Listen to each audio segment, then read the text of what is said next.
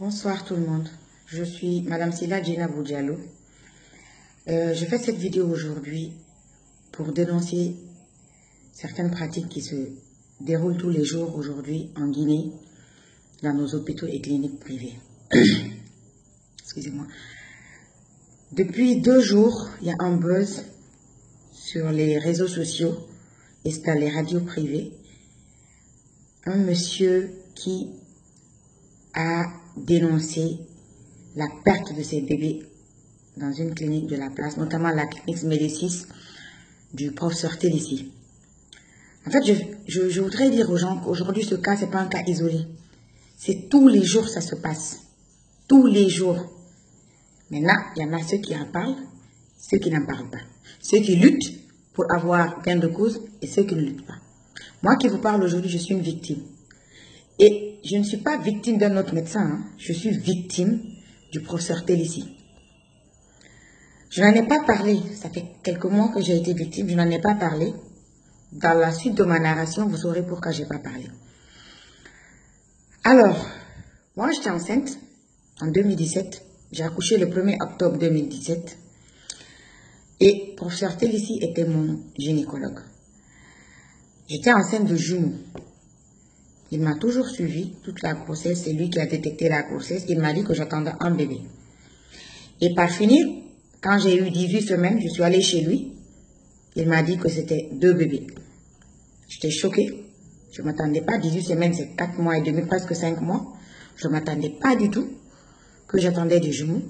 Il m'a dit que j'attendais 2 bébés et j'étais choquée. Je lui ai dit, bah, écoutez, vu que c'est des jumeaux maintenant, est-ce qu'il y a des précautions à prendre? Qu'est-ce que je dois faire? Je lui ai dit, parce que moi je travaille, je conduis une automatique, mais voilà, est-ce que... Non, non, il n'y a pas de problème, il n'y a pas de souci pour continuer. Je lui ai dit, ok, d'accord, il n'y a pas de souci. Donc du coup, je continue. Le 15 septembre, je reviens à sa clinique pour une consultation. Il fait la consultation, il me dit que ça va, d'accord. Mais je procède en fait, quand les femmes, nous on vient, ils nous donnent le premier jour de détection de la grossesse, ils nous donnent une fiche de rendez-vous pour chaque mois, avec les examens et autres qu'il faut faire le jour. Mais quand ils écrivent dans les fiches, c'est avec le jargon médical, bien sûr, écho plus VAT, quoi, voilà, si c'est pas un médecin qui te dit c'est quoi, tu peux pas savoir. Donc le 15 septembre, quand je suis venue dans sa clinique, il a fini de me consulter dehors, il y a un médecin ou bien il y a sa sage-femme qui fait les reçus de paiement. Donc en sortant, je me suis dit quand même, je vais demander, j'ai demandé au médecin qui était là-bas, docteur Tidjane notamment, je lui ai dit, mais docteur, c'est quoi VAT? Il dit, c'est le vaccin antitétanique. Je dis, vaccin antitétanique? Je dis, mais je vois que le mois passé, j'aurais dû le prendre, je ne l'ai pas pris. Ah, vous n'avez pas pris? Je dis, non. Mais pourquoi? Je dis, mais écoutez, je ne sais pas. Je dis, moi, je sais ce qu'on me donne rendez-vous. Quand je viens au rendez-vous, c'est à vous de me dire ce que je dois faire. Ce n'est pas à moi de vous dire ce que je dois faire. Ah, ok. Donnez-moi votre carnet. Je dis, j'ai pas de carnet. Comment ça, vous n'avez pas de carnet? Je dis, j'ai pas de carnet de suivi. Vous êtes à combien de semaines? Là, j'étais à quoi? 22 semaines. 24 semaines. Voilà. Je dis, j'étais à 24 semaines. Ah, ok. Il sort un carnet, il remplit le carnet, il me dit d'aller faire mon vaccin dans une autre salle. Je suis allée, j'ai fait le vaccin et tout, je suis partie. Ça, c'était le 15 septembre. Donc, le 30 septembre, 2 semaines après, toute la journée, ça allait bien. Je suis sortie, j'ai fait des courses avec ma mère, je suis revenue à la maison, j'ai veillé jusqu'à 23 h, je suis allée me coucher. À 4 h du matin, je suis réveillée par une douleur atroce. J'ai même cru que j'ai perdu les os. Je regarde, tout allait bien. Mais j'ai mal. J'ai senti que c'était les contractions parce que ce n'était pas ma première grossesse. J'ai déjà un enfant. Donc, je réveille mon mari. Je lui dis, écoute, ça ne va pas. J'ai mal. Je pense qu'il faut qu'on aille à l'hôpital. Il dit, ah oui. Je dis, oui. Je dis, j'ai l'impression que c'est des contractions. Il dit, contractions apparaissent. Moi, à 26 semaines, c'est pas possible. Je dis, ah, en tout cas. Donc, on s'est levé. J'habite à Yataya en fait. De Yataya à Lambani, pour ceux qui connaissent, vous savez que Yataya à Lambani, 4 h 5 h du matin, c'est 5-10 minutes. En quelques minutes, et pourtant mon mari roulait doucement parce que j'avais mal, je me tombais de douleur. On arrive, on cogne à la porte, on nous ouvre, je rencontre le médecin de garde qui me consulte. Je lui dis que voilà, je suis à 26 semaines. 26 semaines, c'est quoi? 6 mois quoi, parce qu'une grossesse normale, c'est 40 semaines. C'est qu'on dit 9 mois, 10 jours là, c'est 40 semaines. Donc 26 semaines, j'avais dépassé j'étais au 6e mois en fait. Donc, Il me dit, ah, il me consulte, il me dit, madame, votre poche des os est abondante. C'est-à-dire, elle va exploser d'une minute à l'autre. Et à ce stade, on ne peut rien faire pour empêcher l'accouchement. Je dis, hey, je lui ai appelé le professeur Si. Je lui ai dit, c'est lui mon médecin, il doit venir. Je dis, parce que je ne comprends pas, j'ai jamais eu de problème. Je dis, j'ai jamais eu de problème. Ça ne peut pas se déclencher comme ça. Appelez-le. Voilà, je vous dis, le professeur Si, il habite à une cour contiguë de la clinique. Genre, il a dit, sa cour est collée à la cour de la clinique. Il suffit juste qu'il descende de chez lui, il prend une petite porte là, il rentre dans la clinique. On l'appelle, monsieur dit qu'il dort, qu'il est fatigué, il dort. Le médecin vient me dire, ah, j'ai appelé docteur Si, il dit qu'il arrive. Je dis, ok, toujours mal. Il sort, il rentre, il revient, il me dit, ah, il dit, madame, il rentre avec une jeune dame, on va vous préparer pour l'accouchement. Je dis, quel accouchement? Ah, vous allez accoucher. Parce que là, on ne peut rien faire, sinon c'est la douleur. Si vous voulez, maintenant, on peut vous laisser ici, mais la douleur va continuer. Je dis, eh. Je dis, ok. Je dis, mais docteur, je dis, je suis à 26 semaines, j'attends 2 bébés. Je dis, est-ce que, à ce stade-là, qu'est-ce qu'il y a espoir et tout? Ah, non, ouais. À ce stade-là, il n'y a rien à faire. Ils vont pas survivre, ils vont mourir. Et donc, vous comprenez un peu déjà, il m'a sapé le moral. Une femme qui va aller accoucher, tu dis, viens accoucher, mais les bébés que tu vas accoucher vont mourir. Je commence à pleurer, j'ai peur et tout, je monte sur la table d'accouchement. Et voilà, on me met sur un lit sale, pas bien couvert, avec un plastique transparent comme ce plastique-là. Je suis couchée là-bas. Il vient avec les mains, il me veut percer la poche des os. Il tente, ça me fait mal, je crie, je pleure. Normal, j'ai mal. Donc, et avec ça, il crie, hein, restez tranquille, hein, restez tranquille. Madame, je me suis attrapé bien votre femme. Mon mari était dans la salle. Il a perché la poche des os. Dès qu'il a percé la poche, le premier bébé est sorti. Dès qu'il est sorti, c'était la fille en fait. C'était une fille, un garçon, la fille elle est sortie. Elle pleurait. Donc je me suis dit, mon Dieu, elle pleure. Donc imaginez le bébé, qu'on m'a dit tout de suite, qui ne va pas vivre. Il pleure. Il est là, j'ai vu ses petits cheveux et tout. Je me suis dit, vraiment c'est un bébé normal parce que moi je m'attendais à ce que, quand on m'a dit qu'il ne va pas vivre, je me suis dit peut-être c'est des bébés, même peut-être qu'ils viennent formés encore, c'est pas bon et tout ça là. Mais un bébé normal. D'accord? On le sort, il pleure, on le dépose. Donc moi j'ai espoir, je dis, mon bébé a envie, tout ça là, je dis s'il vous plaît, il faut le mettre dans la couveuse. Ah madame, on vous a dit qu'il ne va pas vivre. Je continue à pleurer, comme il a vu que je ne suis pas concentrée. Écoutez, concentrez-vous, on va sortir le deuxième, après on va voir. Je dis ok, je veux pousser, les contractions se sont arrêtées en temps. Il me dit de pousser, je pousse. Après, le bébé, il s'est mis de travers. Donc, ils sont allés. Le médecin qui était là-bas, je vais dire l'assistant ou le stagiaire, parce qu'il n'est pas médecin, il est en situation de thèse. Ce n'est pas un médecin complet. D'accord? Il est assistant là-bas. Il s'appelle docteur Yaya, on l'appelle Yaya, docteur Yaya, même s'il n'est pas docteur. Encore, vraiment. Donc, il y va, il amène sa main jusqu'au coude.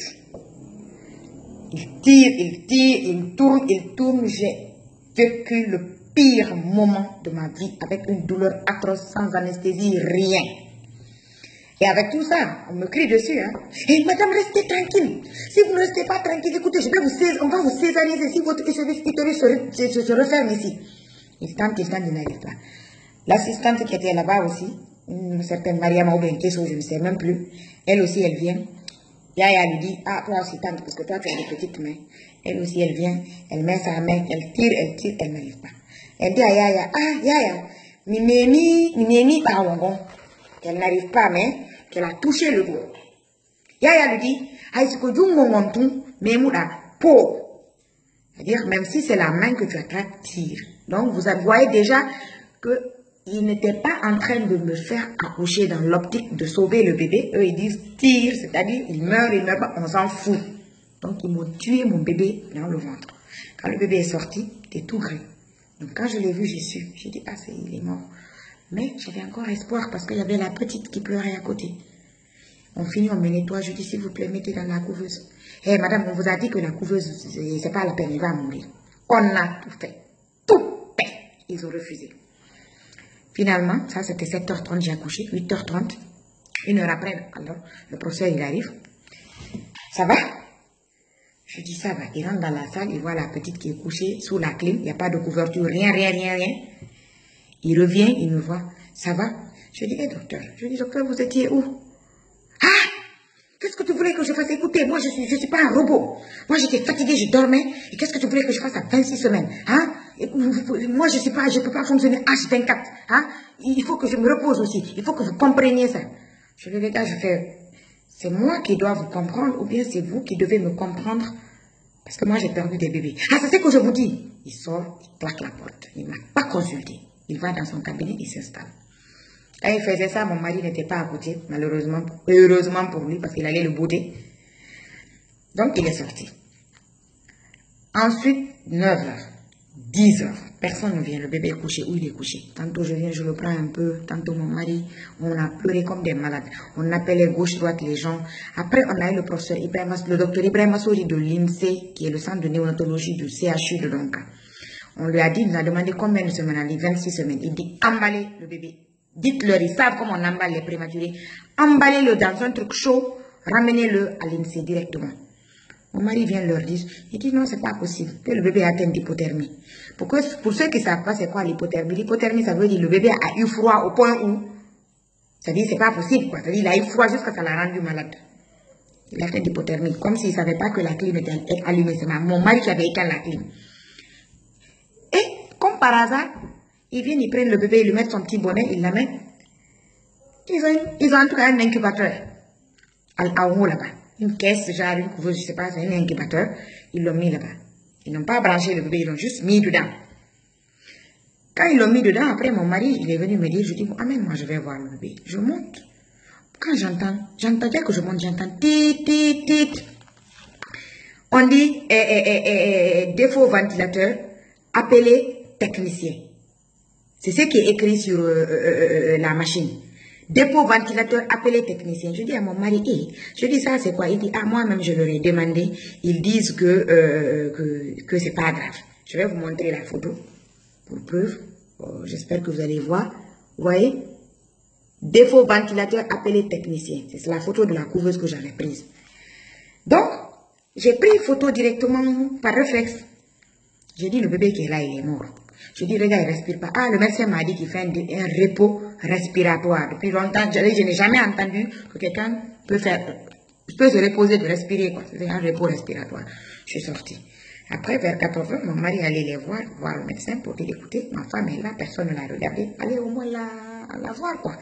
Depuis elle a accouché, personne ne l'a consulté. Pour ceci, commence à dire, ah oui, monsieur Silla, excusez-nous, vous savez, j'étais fatiguée, ne pensez pas que je suis mon mari d'écouter, je ne veux pas parler. Faites-moi votre facture, on veut quitter ici. Il dit non, qu'il ne fait pas de facture avec tout ce qu'on a vécu.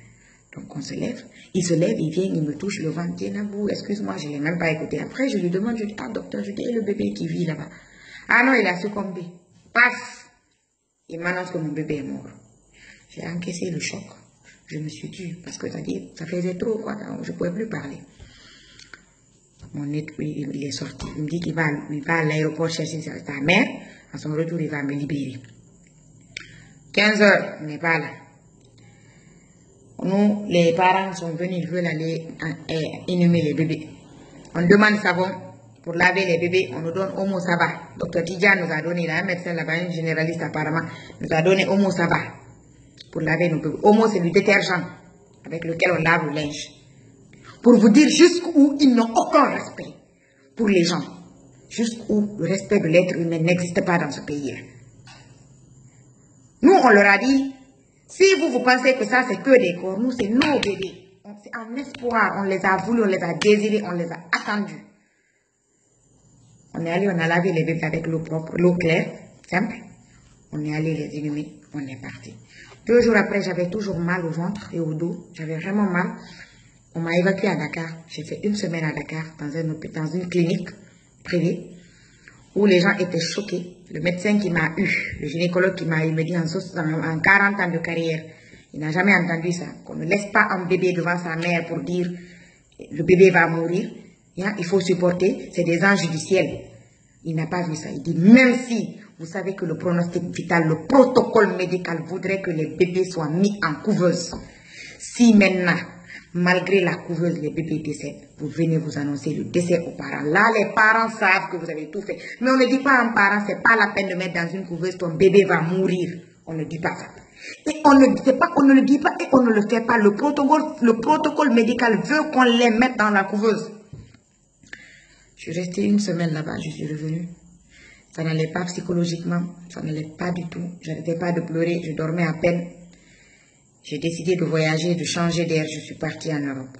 Un mois après, je suis revenue. Dès que je suis revenue, j'ai appelé mon avocat, on a entamé la procédure judiciaire. Entre-temps, j'ai rédigé un courrier au ministre de la Santé, à qui on a déposé un mémorandum où j'ai expliqué tout ce que je viens de vous expliquer là. Le ministre de la Santé a été très réceptif.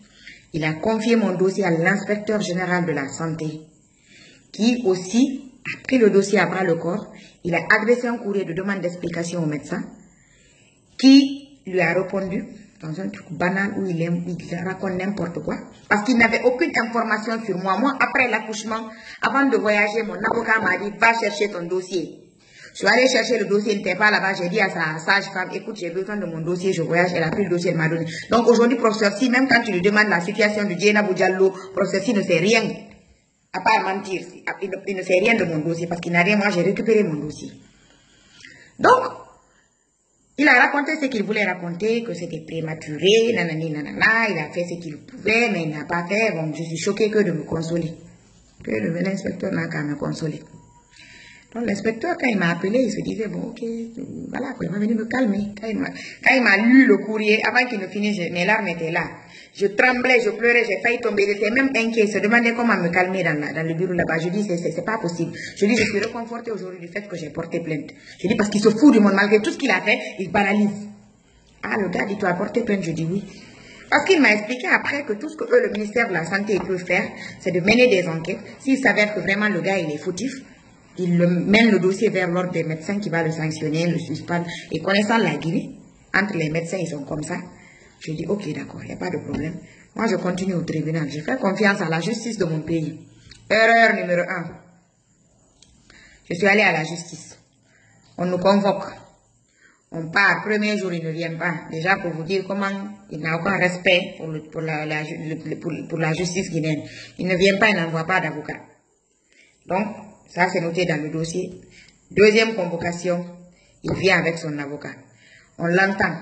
Avec toute son arrogance, pour ceux qui connaissent pour ceci, vous savez, toute son arrogance, pour ceci banalise mon cas devant le juge. Que, lui, il est professeur agrégé, mais il a mis au monde près de 1000 bébés aujourd'hui, que c'est pas pour un cas comme ça, on va lui l'amener devant la justice. Un cas comme ça. J'ai failli le bondir dessus où j'étais assis, c'est-à-dire, je vous épargne les trucs. J'étais là, je me regardais, mes larmes coulaient. Après, quand il a fini de raconter, il a même dit que moi, qu'au stade de ma grossesse, que c'est pas un accouchement, que c'est un avortement. Avortement, bébé qui pleure, il a les cheveux, il pleure, il fait sa main comme ça, il se touche, il pleure, tu dis c'est avortement. Tu te fous du monde? On n'est pas médecin, mais on sait c'est un avortement, c'est le sang seulement qui sort, ou bien un bébé qui n'est pas au complet. Mes bébés étaient au complet. Il dit que les bébés avaient que 500 grammes. Moi, je suis allée, j'ai fait des enquêtes, j'ai fouillé, même sur Internet. Allez-y, vous aussi, vous fouillez sur Internet. 26 semaines, le poids d'un bébé, 750 grammes et 900, donc presque 1 kilo. Il me dit que mes bébés avaient 5, à 750 et 920 grammes. Comme c'est des jumeaux, un à 750, 800, l'autre à entre 850 et 920 grammes. C'est comme ça les bébés de 26 semaines. Donc, il raconte son charabia là-bas avec des termes techniques que personne ne comprend, sauf la juge. La juge, elle a compris ces termes techniques. Il raconte, il n'arrive pas à justifier pourquoi sa couveuse était gâtée. Il dit, même si c'est poussière qui touche les couveuses peuvent vous arrêter. Je dis, donc, une couveuse qui est censée donner l'air chaud à un bébé qui a besoin de chaleur, son ventilateur s'arrête pas, tu dis que ça, c'est pas grave. Mon avocat, qui a fait un excellent boulot, il a balayé là-bas, il lui a fait comprendre que là, il n'avait rien à dire. Et le procureur et l'avocat, parce que je l'ai poursuivi au pénal et au civil. Dommage, intérêt plus pénalement. Je l'ai poursuivi, donc il y avait l'avocat et puis la partie civile qui était et le procureur et puis la partie civile qui était moi et mon avocat. Et mon mari. Il raconte son charabia le même jour, comme par hasard.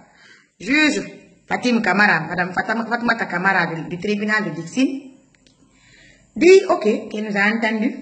Comme si elle était médecin. Hein. Elle n'a même pas cherché à savoir. Avec un technicien, un médecin, qui va venir étudier le dossier, savoir exactement est-ce que le médecin-ci a fait ce qu'il fallait faire pour dire oui, écoutez, la dame est là, non? Voilà. Non. Elle, comme si elle était médecin, elle dit, ok, on va vous appeler pour le délibérer. Les délibérés, deux ou 3 semaines après, on revient, chacun fait ses plaidoyers, mon avocat et puis son avocat, plus le procureur, voilà. On demande dommage et intérêt 100 millions, plus peine, les peines et tout quoi. Tout est demandé. Après, ils nous appellent pour le verdict. Comme par hasard, chapeau, hein, juge Fatim Camara. Très bon juge. Très bon juge. En tout cas, tous les gens qui ont leur dossier, je sais pas, je les plains. Elle dit, professeur, si non coupable pour délit non constitué. J'ai envoyé la photo que je vous ai montrée là pour prouver que ça a couvert. J'ai expliqué les circonstances. C'est-à-dire, mon médecin traitant, il y a un contrat entre lui et moi. Parce que du moment où c'est ton médecin, il a l'obligation de te suivre du début à la fin. Ailleurs, il y a des médecins, tant que la femme n'a pas accouché, ils sont là. Tu les appelles, ils viennent en pyjama à 2h, 3h du matin. Lui, professeur, si même sa clinique, il habite dans la clinique. Et les enquêtes du ministère de la Santé ont prouvé que sa clinique, l'agrément de la clinique de professeur C, c'est pas son nom qui est dedans. Parce que normalement, il n'a pas le droit d'avoir 2 cabinets. Le code de déontologie interdit à un médecin d'avoir 2 cabinets. Parce qu'il se fatigue, c'est des êtres humains, il se fatigue. Tu ne peux pas travailler toute la journée à Ignace, venir travailler toute la soirée dans ta clinique et être opérationnel à 4h, 5h du matin en cas d'urgence. Donc, comme il sait qu'il est en train de violer la loi, il met le nom, l'agrément de la clinique au nom d'un autre médecin qui s'appelle docteur, c'est pas Makamara ou bien quoi. Il habite dans la clinique. C'est lui qui gère la vérité toute la Guinée. Comme tu dis même pas médeciste, tu dis seulement chez professeur si, c'est lui on connaît. Donc, il vient, il raconte.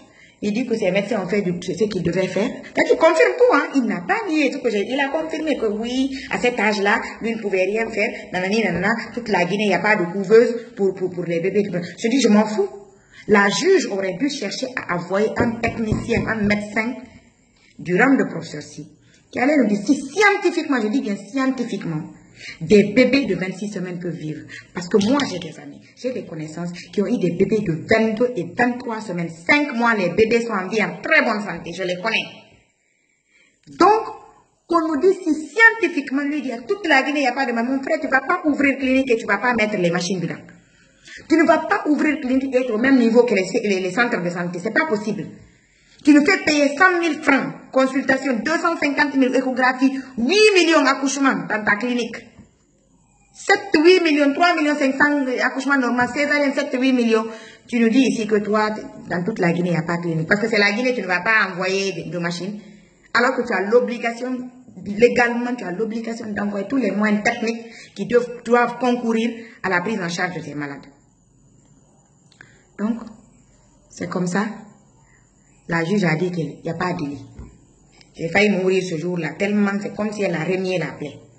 Et donc, pendant que moi je stresse, je pleure, je suis là, j'attends parce que je vais faire appel. Professeur, si rendez-vous en appel, c'est pas fini, nous deux, c'est pas fini, on va en appel.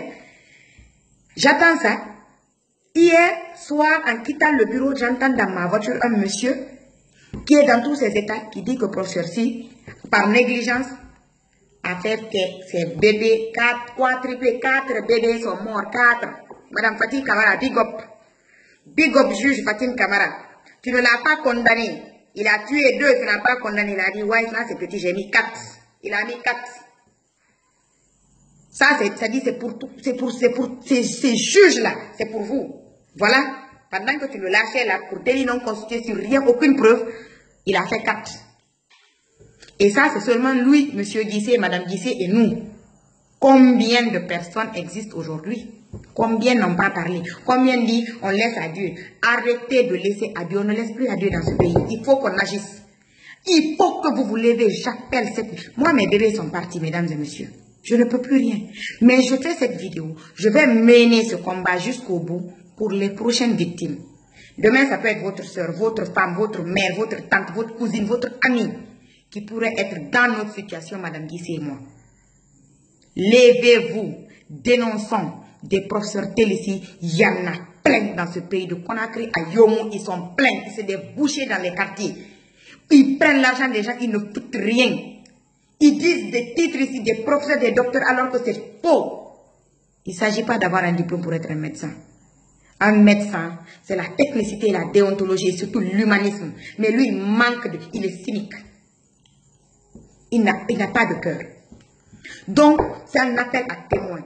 Toute personne qui a été victime de lui-même depuis 10 ans, contactez-moi, partagez cette vidéo, touchons le maximum de monde, faisons le buzz pour que pour cette fois-ci là, justice soit faite pour toutes les personnes qui sont mortes avec des médecins parce qu'ils n'ont pas voulu faire leur travail. Si tu ne peux pas être médecin, si tu es fatigué, si tu sais que tu ne peux pas tenir une clinique et ton CHU, tu abandonnes ta clinique, tu fermes ta clinique, tu arrêtes de tuer les gens. On en a marre dans ce pays, on ne veut plus être tué. Halt. J'en ai marre, on en a marre. Toutes les femmes, levez-vous, on en a marre qu'on arrête de nous tuer, de nous charcuter dans ce pays-là. Merci.